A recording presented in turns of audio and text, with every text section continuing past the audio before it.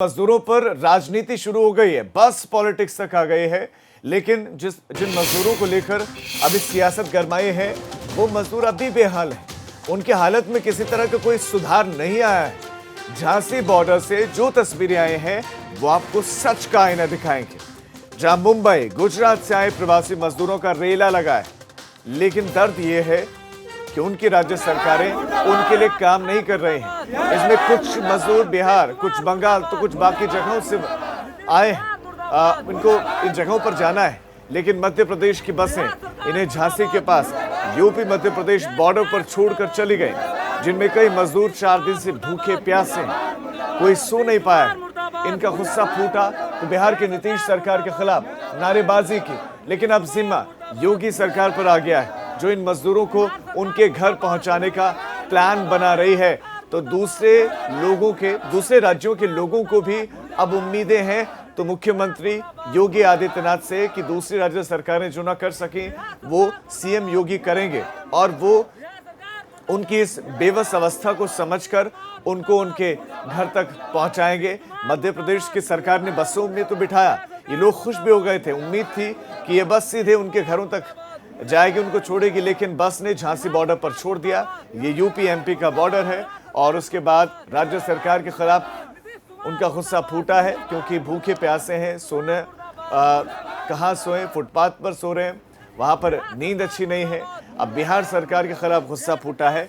नीतीश सरकार से उनको उम्मीद थी कि सुशासन वाली व्यवस्था का वो दावा करते हैं, तो मजदूरों की वो बात करते हैं, उस आइडियोलॉजी का समर्थन भी करते हैं, तो फिर मजदूरों को ऐसे बेबस क्यों छोड़ दिया गया?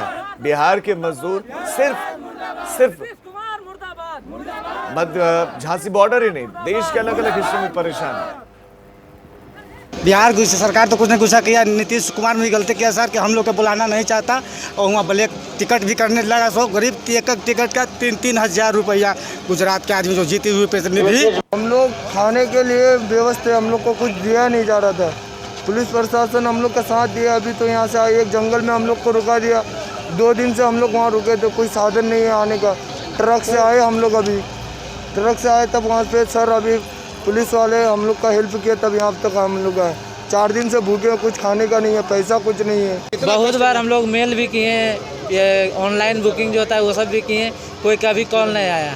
तो क्या आप लोग वहाँ वोट देते होंगे, वहाँ चुनते हो सरकार? हाँ बिल्कुल। हाँ, क्या सोच चुनते थे कि मुसीबत में काम आएंगे? हाँ। अभी उत्तर प्रदेश के अंदर जो जाने वाले हैं उनकी संख्या कम हो गई है। अगर आज की जो आंकड़ा देख लिया जाए, 75% जो भी हैं बिहार जाने वाले हैं, जो श्रमिक हैं, उन्हीं लोगों का व्यवस्था उत्तर प्रदेश सरकार के माध्यम से किया जा रहा है। और ये इन लोगों की स्थिति भी ऐसी है कि मध्य प्रदेश वाले उत्तर प्रदेश के बॉर्डर में छोड़ देते हैं, और उत्तर प्रदेश बॉर्डर में आने के बाद इन लोगों को उत्तर प्रदेश सरकार की तरफ से ट्रेन या बस की व्यवस्था करके उनकी बॉर्डर तक रवाना करने की व्यवस्था की जा रही है।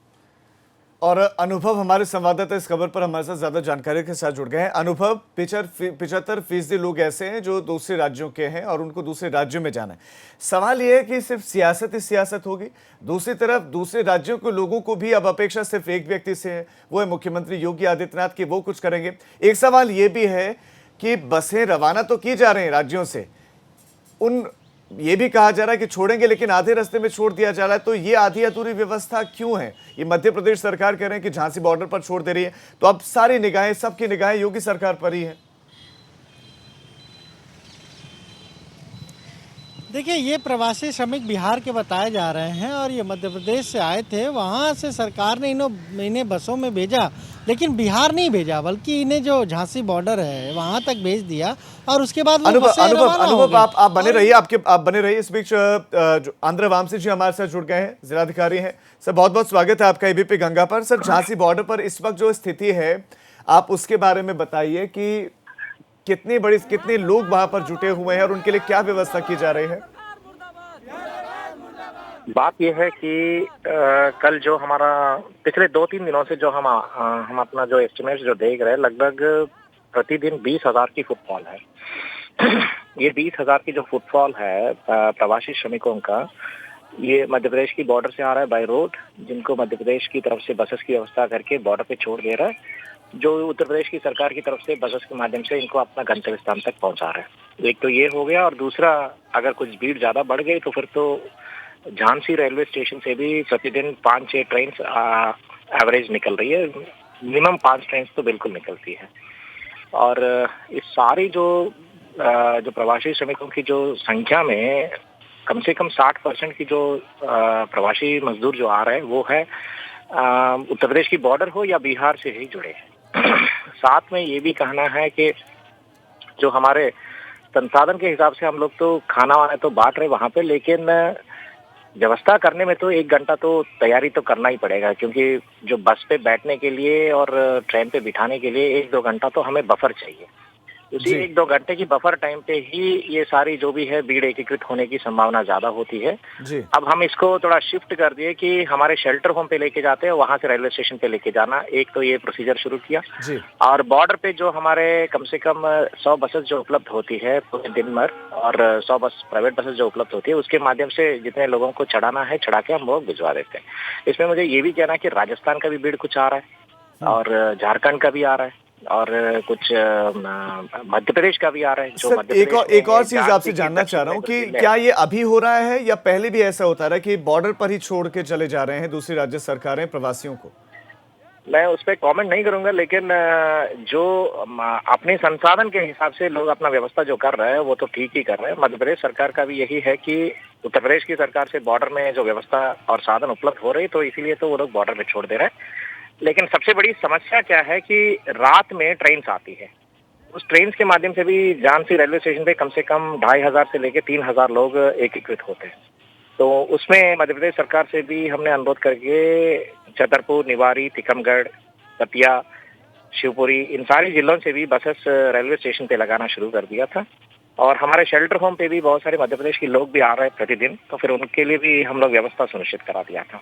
जी। थोड़ा संसाधनों की जो पूलिंग अप है, जैसे बस चले जाती है, बस वापस आने में तो टाइम लगता है, नो डाउट अबाउट इट, क्योंकि बस को रोटेशन पे रखना, ट्रेन को रोटेशन पे रखना एक डायनामिक काम है और टाइम तो लगेगा। तो उसी बीच में हमने शेल्टर होम की व्यवस्था करके थोड़ा मैनेजमेंट पे सुधार लाने के लिए व्यवस्था कर। जी, आंध्र वामसी जी, आपका एबीपी गंगा के साथ जुड़ने के लिए बहुत बहुत शुक्रिया। तो जो बात उन्होंने बताई उससे जुड़े हुए सारे जो सवाल आपके जहन में मैं अब अनुभव के सामने रखूंगा। अनुभव, अब सवाल ये है कि क्या योगी सरकार संसाधन संपन्न है? क्या राज्य सरकारों से उन्होंने खुद ही समन्वय बनाया कि आप एक काम करिए कि बॉर्डर पर आकर इन लोगों को छोड़ दीजिए, यहाँ से हम ट्रेन या बसों के माध्यम से छोड़ेंगे, या दूसरी राज्य सरकारों के पास इतने संसाधन ही नहीं है कि वो बॉर्डर तक ही छोड़ पा रही है और उसके बाद चले जा रहे हैं वापस? देखिए, बिल्कुल योगी सरकार तो लगातार इसी कोशिश में जुटी हुई है कि जो प्रवासी श्रमिक हैं उन्हें उत्तर प्रदेश में लाया जाए, और इसीलिए आपने देखा राजीव, सबसे ज़्यादा जो ट्रेनें वो उत्तर प्रदेश में आई हैं। बसों के जरिए भी अब तक तकरीबन 8 लाख के आसपास जो प्रवासी श्रमिक है वो आ चुके हैं, और अब ये बिहार के श्रमिक हैं। तो ऐसे में बिहार सरकार को भी एक समन्वय बनाना चाहिए और कम से कम ये ज़रूर कहना चाहिए कि भाई जो हमारे प्रवासी श्रमिक आपके यहाँ हैं, आपके बॉर्डर पर हैं, हम बसों का इंतज़ाम कर रहे हैं। क्योंकि देखिए, खुद डीएम झांसी ने कहा, आंध्र वामसी ने, एक अच्छे अफसरों में उनकी गिनती होती है, और उन्होंने साफगोई से बिल्कुल कहा कि थोड़ा मैनेजमेंट में दिक्कत आ रही है, 1-1.5 घंटे का मैनेजमेंट करने में हमें थोड़ी समस्या जरूर आ रही है। तो ये कम से कम ये करना चाहिए कि बिहार सरकार को एक समन्वय सरकार के साथ स्थापित करना चाहिए, क्योंकि यहाँ पर रहने का इंतज़ाम सरकार कर रही है, राशन का इंतज़ाम कर रही है, पीने के पानी का इंतज़ाम कर रही है, और बसों के जरिए अब वो खुद कह रहे हैं कि या तो ट्रेनों से या फिर बसों से भेजेंगे, लेकिन रोटेशन में है बसें, यानी कुछ लोगों को लेकर जा रही हैं फिर आ रही हैं। ऐसे में अगर बिहार सरकार कोऑर्डिनेट करे, अपनी बसों को भेजे, तो ये जो प्रवासी श्रमिक हैं इनकी मुश्किलें दूर होंगी और वो आसानी से अपने अपने घरों तक पहुंच जाएंगे। बिल्कुल अनुभव, आप हमारे साथ बने रहें। सवाल यही है कि सब काम योगी सरकार ही करे, बसों को योगी सरकार भिजवा रही, ट्रेन यहाँ से जा रहे हैं, तो दूसरे राज्यों से जो ट्रेन श्रमिक एक्सप्रेस भेजने का दावा किया जा रहा है वो कहाँ जा रहे हैं? आखिर दूसरी राज्यों से श्रमिक बॉर्डर पर क्यों रोके जा रहे हैं? उनको सीधे उनके गंतव्यों तक क्यों नहीं पहुंचाया जा रहा है?